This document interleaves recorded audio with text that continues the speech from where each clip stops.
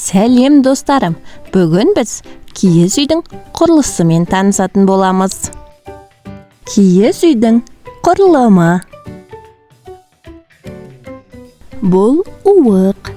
Ол шаңырақты керегемен байланыстырып тұрады.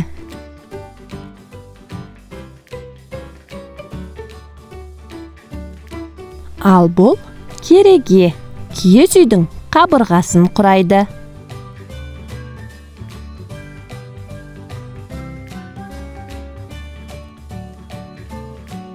Бұл шаңырақ киіз үйдің төбесі, жарық түсетін жері.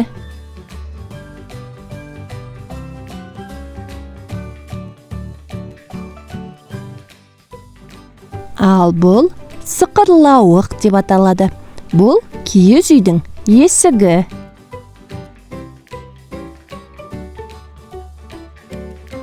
Бұл туырлық. Қабырғаны жабатын киізді туырлық деп атаймыз.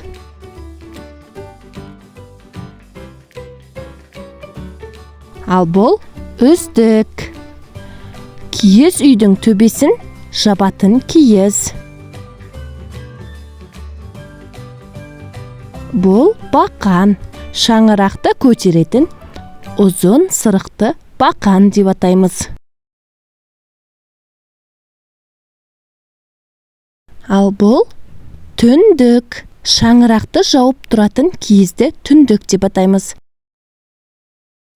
Міне, осымен біз киіз үйдің құрылысымен таныс болдық. Канал ұнаса тіркеліп, басқа да видеоларымызды көріп, бағалап өтіңіздер.